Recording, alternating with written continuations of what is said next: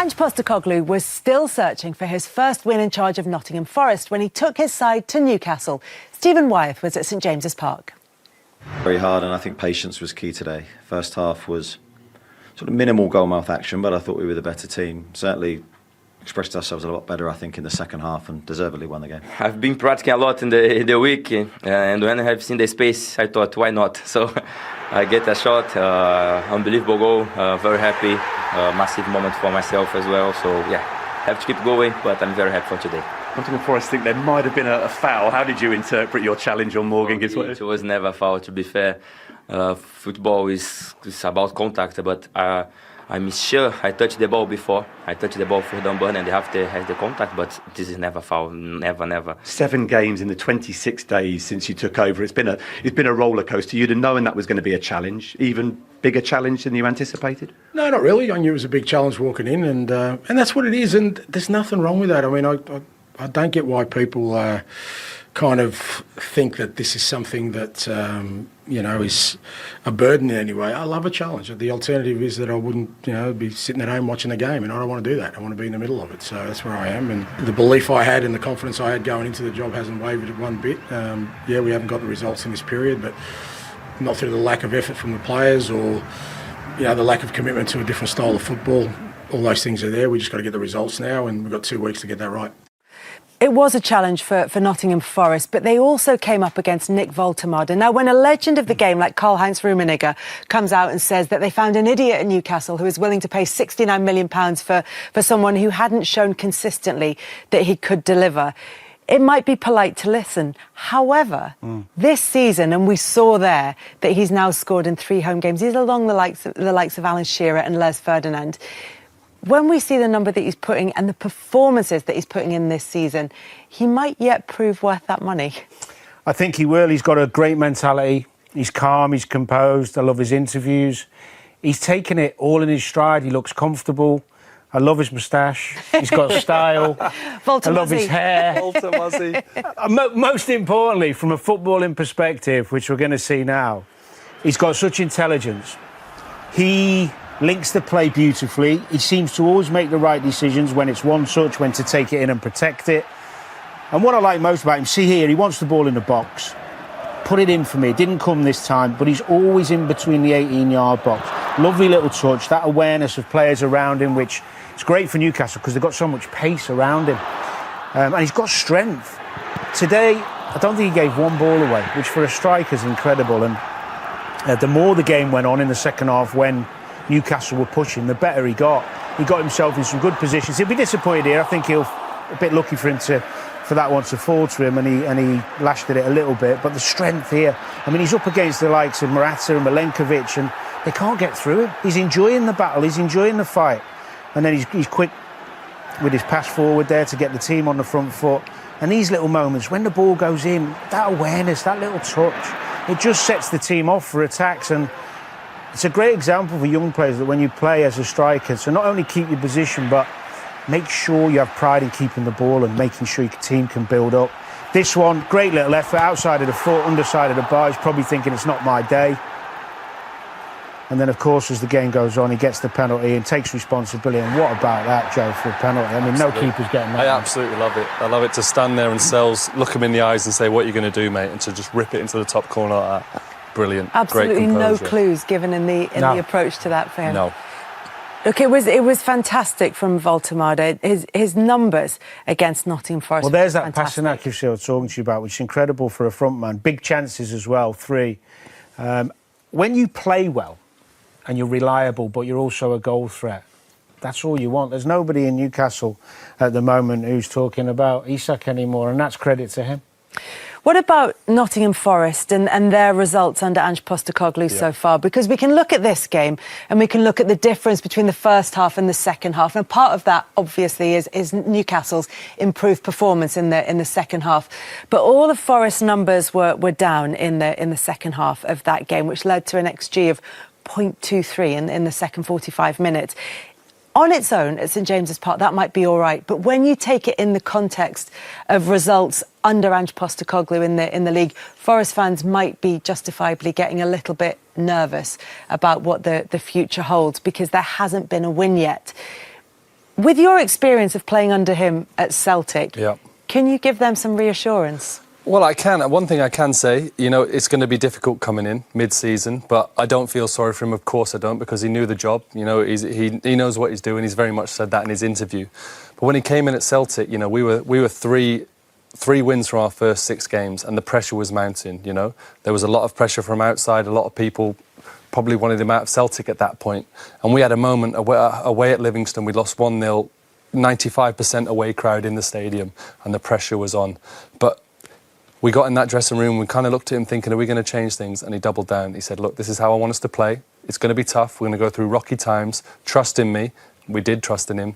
3 titles later. I'm not saying they're going to win the league, but you've got to give a manager a time, especially midway through the season. And you imagine that is the talk he'll be having with Evangelos Marinakis when they do meet later on this week.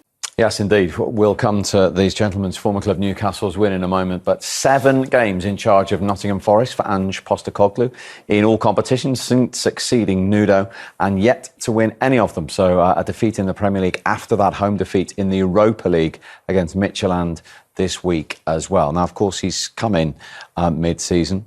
He's come into a team that actually had a win already on the board. Where is he at this early stage of his Forest tenure for you? Well, under pressure, I would say. I know it's very early days. I think 3.5 weeks, he said, after the game today. He's only been in charge. But we know, I suppose, the owner is a bit hostile when it comes to hiring and firing as well, because I think most Nottingham Forest fans would say Nuno was doing a brilliant job and it was on the right pathway. Just missed out last season on Champions League football. There was no reason for the fans for the change for Nuno to get the sack. So, again, when you don't win a game of football as a manager, 6 games, I know it's very early days, but at the same time, the fans in Europe during the week were saying sack the manager. That's his own fans, not the away fans for some sort of, comical reasons. It was actually the home fans thinking that. So he is under pressure. And again, it's an international break, but a lot of the Nottingham Forest players will leave him. So again, he's an all-big game in a couple of weeks, and he's only got a couple of days to prepare for that with his full squad. So it's not ideal. And I suppose a continuation from his managerial sort of turn at Tottenham. He lost a lot of Premier League games last season. He's lost 30 of his last 49 Premier League games. Yeah, that won't fill the Nottingham Forest fans with lots of confidence, So, yeah, it's not a great place to be in at the minute, and it's a long 2 weeks now for Nottingham Forest. I think the problem you've got is that we said earlier about you going into a football club sometimes when a manager's been sacked. A lot of the times the football club's pretty rotten and things haven't worked for whatever reason. Whereas this Forest team are a good team and they've all been recruited to play a certain way, and everything's built around that big centre forward, Chris Wood, and everything was to sit and to soak up pressure and then go do, and everyone get up and to support him at pace, quickly. Everyone has to get up, and that's the way Forest have played and been really, really good at it, and that's how they had their success last season. So that manager has left and a new manager's come in with a slightly different philosophy, different ideas, and yeah, they're struggling to sort of buy into that at this moment in time. And he hasn't had the time on the training pitch. That's Postecoglou's argument. Yeah. And he's not, as you say, he's not going to have it now with an awful lot of players away on international duty. No, being back, obviously, with Nuno's success last year, they're back in Europe for the first time in a long number of years. So again, the time on the training ground is very limited for this new manager, because every 3 or 4 days he's had a game, so you're recovering, and sports science will have a lot to say. You can't have too much time on the grass with the players because they have to be rested for the next game. So, I mean, maybe it's a lot more video stuff they have to do, but again, the players will leave tonight, tomorrow morning, whatever it is. They'll leave him for best part of 10 days now before they're back for the next game. So it is a worry, it really is. And again, Ange will be scratching his head, like, has he tried to change too much too soon, perhaps? Because wasn't, as Alan rightly says, there wasn't that much wrong with the team before. Yeah, and they're Chelsea at home when they resume as well, so it doesn't look any easier.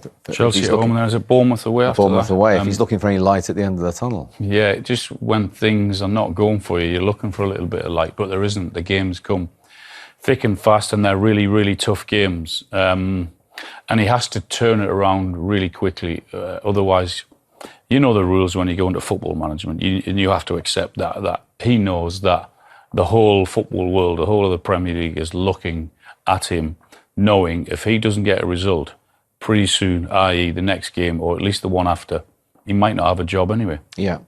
Newcastle, though, second Premier League winner this season after the Champions League away win, which was very impressive. Been a good week for Eddie Howe and his team. It has, and Eddie's mentioned the last couple of weeks it will be a bit of a transitional early part to the season. Obviously, they've signed a lot of players in the summer.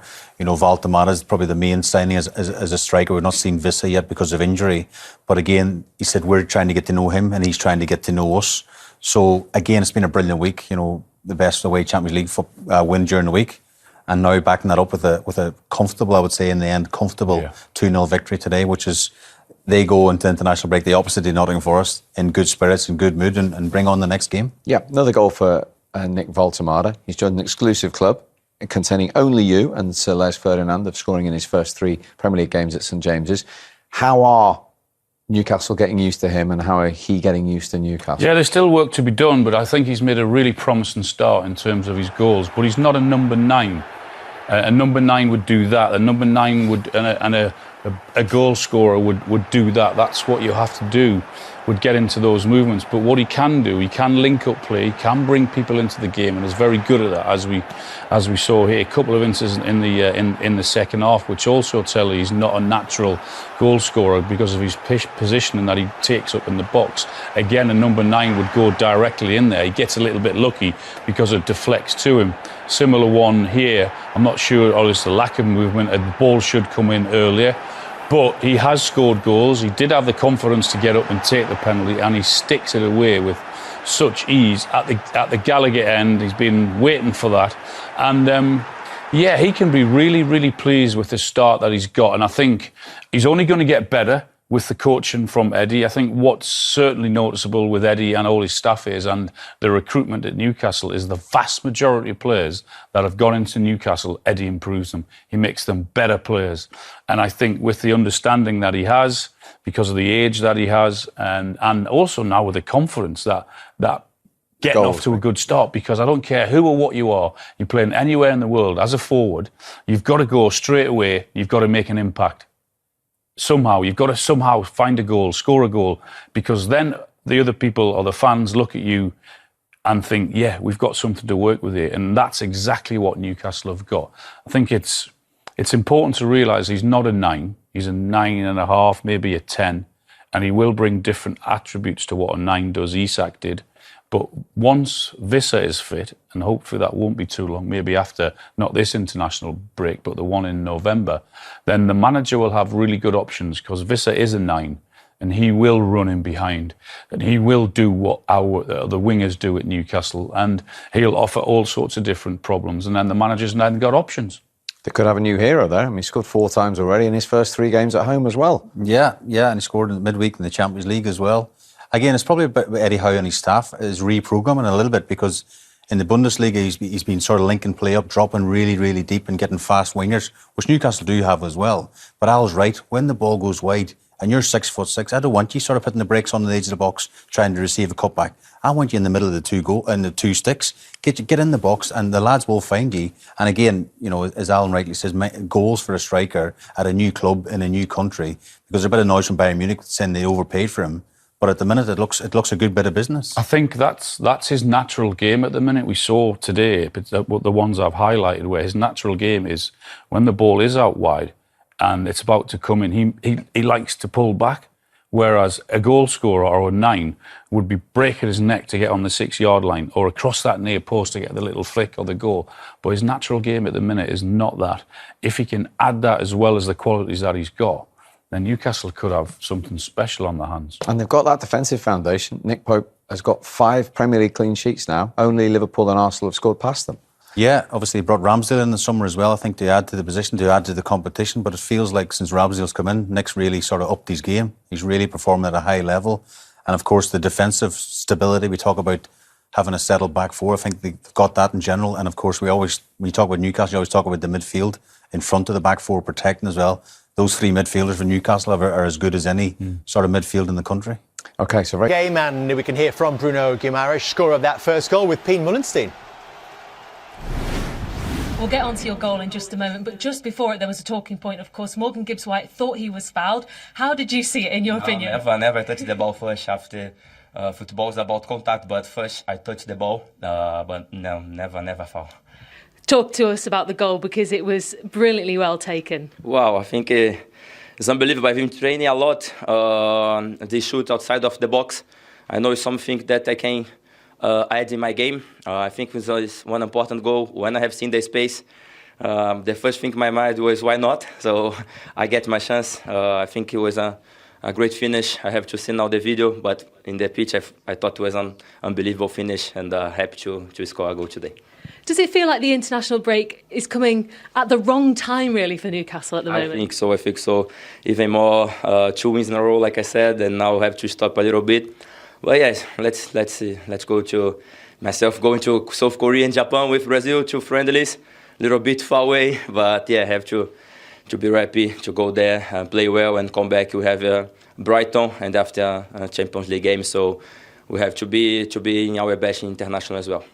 Congratulations today. All the best for the next week. Thank you. Bye.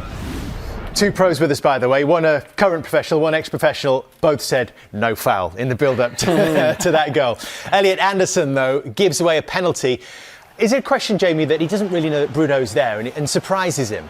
Yeah, I mean, listen, no one likes to give a penalty away. He just checks his shoulder. He checks it twice, actually, but it's not like him. His touch just gets away from him slightly.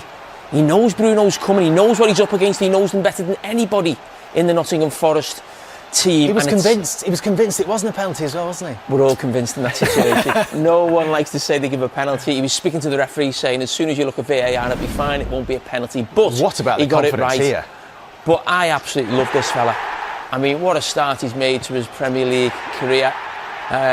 A lot of stuff, obviously, as we know, going on a lot around Newcastle in the summer with Isaac and different things. Who did we going to try and get? He was maybe 4th or 5th down the list in terms of strikers they tried to get, but what a start he's made. Scoring his first 3 Premier League games at St James's Park. Defeat again for Ange Postecoglou. Still looking for his first win as Forest boss. He is with Pien Mullenstein.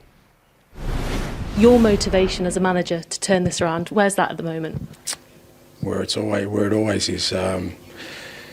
It's all right. It's a struggle. It's a fight. There's nothing wrong with that. Doesn't worry me. That's why I love what I do. I could have been sitting on the couch watching you guys, depending who's on, probably on mute. But I prefer to be here. You know, I prefer to be right in the middle of it where I can have an effect, and I believe I will. Ange, thank you very much. I think he's speaking for a lot of people. He's got us on mute. He looks pretty chilled about the situation. Listen, it's been a terrible start for him. He's got pressure from his own supporters. But if you're a neutral supporter, you want Ange in the Premier League because he's a character, he's a personality, and he's just shown that with his interview there. But yeah, it's going to be a long 2 weeks for him and Nottingham Forest. He needs a bit of a break, doesn't he?